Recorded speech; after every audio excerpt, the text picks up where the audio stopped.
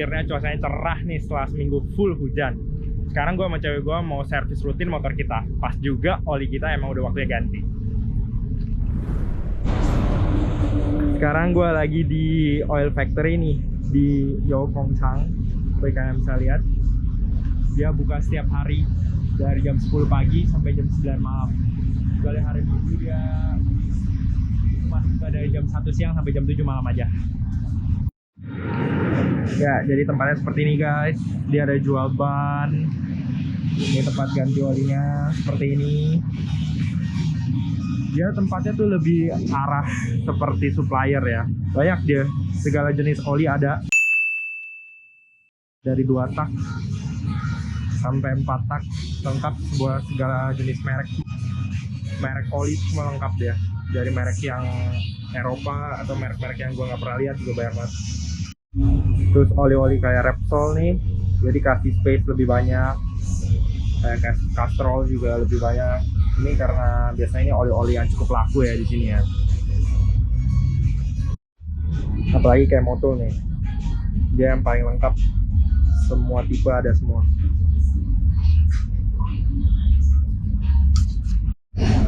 Dan yang gue suka di sini, selain jual oli mesin, dia juga jual peralatan-peralatan untuk mendukung performa motor kita. Contohnya kayak oli matic di sini, ada cleaner juga, segala macam merek ada dia, cukup lengkap. Ada chain paste juga, cleaner, merek Motul, RK, Repsol, WD-40 semua lengkap di sini. Lalu mereka juga jual untuk keperluan poles-poles nih. Untuk memoles-moles mereka juga ada.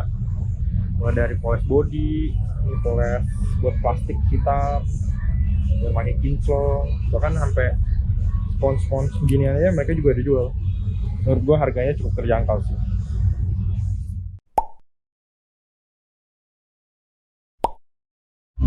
Ya, jadi motor gue lagi digantiin guys, olinya sama petugasnya.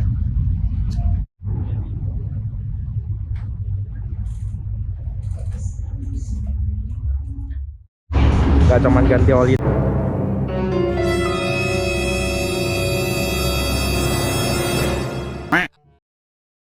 tapi mereka juga bantu kita isi angin bannya, ada cek-cek rem, lihat-lihat mana yang perlu diperbaiki.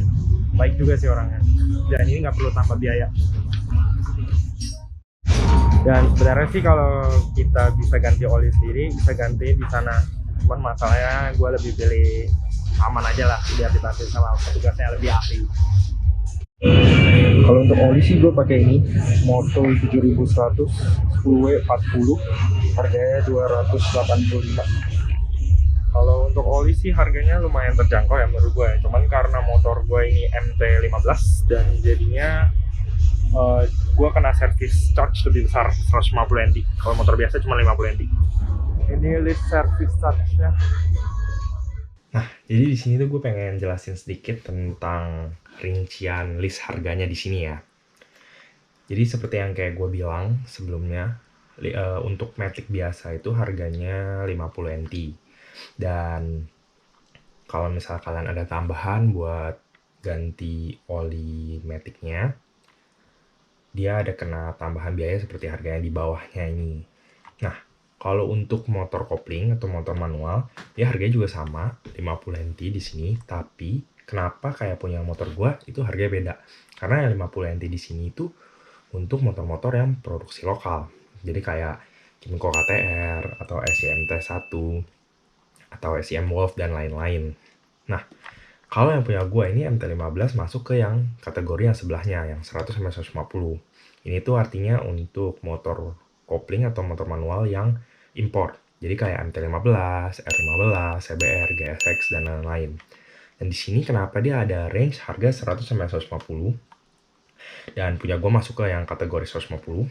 Karena yang 100 ini kemungkinan besar itu untuk motor kopling atau manual yang cc-nya lebih kecil. Jadi kayak Honda MSX atau Z125.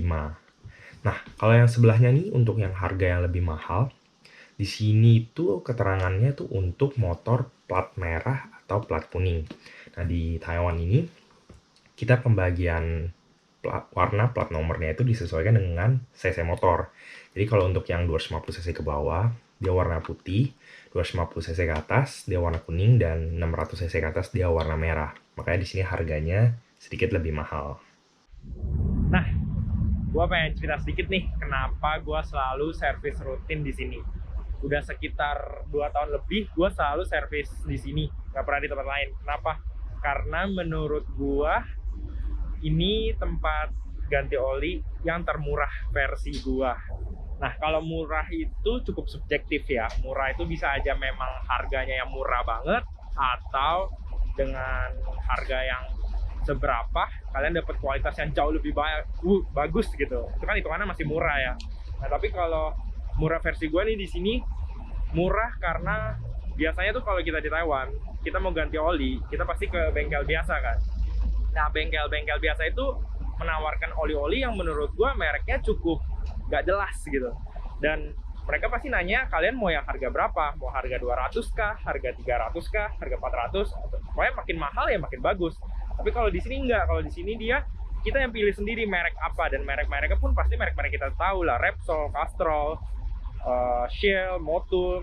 Nah, dengan harga segitu, kalau kalian di bengkel biasa, belum tentu dapat harga yang segini, atau bahkan mereka nggak ada. Mereka menawarkan merek-merek Taiwan yang ya menurut gue sih kurang jelas lah ya. Jadi makanya kenapa bisa gue bilang di sini termurah, karena dengan barang branded dapat kualitas yang top.